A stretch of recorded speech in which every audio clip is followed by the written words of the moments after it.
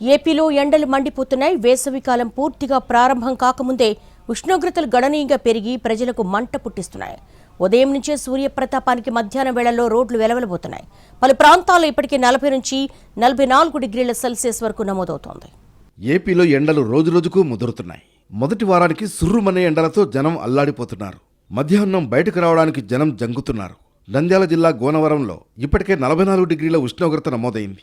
ఒంగోలు, కర్నూలు, అమరావతి, తిరుపతి వంటి ప్రాంతాల్లో కూడా 40 నుంచి 44 డిగ్రీల వరకు ఉష్ణోగ్రతలు నమోదవుతున్నాయి. సాధారణం కంటే 2 నుంచి 4 డిగ్రీలు అధికంగా ఉష్ణోగ్రతలు ఉండడంతో ప్రజలు తీవ్ర అసౌకర్యానికి గురవుతున్నారు.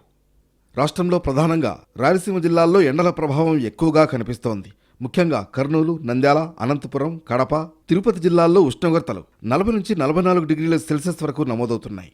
కర్నూలు జిల్లాలో ఎండల తీవ్రతకు 2 రైతులు వడదెబ్బతో మృతి చెందారు. ఎండలకు తోడు వేడిగాలులు వీయడంతో ప్రజలు తీవ్ర అసౌకర్యానికి గురవుతున్నారు. చాలా హెవీగా ఉన్నాయి సార్ ఎండలు. ఎగ్జామ్స్ టైము, పండగల టైము, రంజాన్, ఈ రకంగా ఎండలు లేకుండా పబ్లిక్ ఫ్లోటింగ్ కూడా అట్లే ఉంది. చాలా ఇబ్బందిగా ఉంది సార్. ఎండలో నిలబడద్దండి, బస్ స్టాప్లో నీడకు నిలబడండి. బస్సు వచ్చినప్పుడు మేమే లోపల పంపిస్తాము, మీరు నీడకు నిలబడి ఎక్కండి బస్సుల్ని. పిల్లల్ని జాగ్రత్తగా వాటర్ తాపిస్తుండండి చిన్నపిల్లలకు. ఏదైనా మీరు ఊర్లోకి వచ్చేటప్పుడు ఒక నీళ్ళ బాటిల్ అనేది కంపల్సరీ క్యారీ చేయండి అని చెప్పి చెప్తున్నాం సార్ వాళ్ళకి కూడా. దక్షిణ కోస్తా జిల్లాల్లో కూడా ఎండల తీవ్రత పెరుగుతోంది. ముఖ్యంగా నెల్లూరు, ప్రకాశం, బాపట్ల, గుంటూరు, పల్నాడు జిల్లాల్లో అధిక ఉష్ణోగ్రతలు నమోదవుతున్నాయి. కొన్ని ప్రాంతాల్లో ఉష్ణోగ్రతలు 40 నుంచి 42 డిగ్రీల మధ్య నమోదవుతున్నాయని వాతావరణ శాఖ అధికారులు చెబుతున్నారు.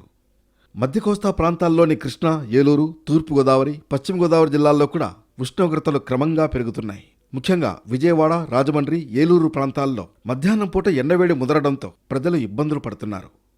రానున్న రోజుల్లో ఉష్ణోగ్రతలు మరింత పెరిగే అవకాశం ఉందని, ప్రజలు ముందస్తు జాగ్రత్తలు తీసుకోవాల్సిన అవసరం ఉందని అధికారులు హెచ్చరిస్తున్నారు.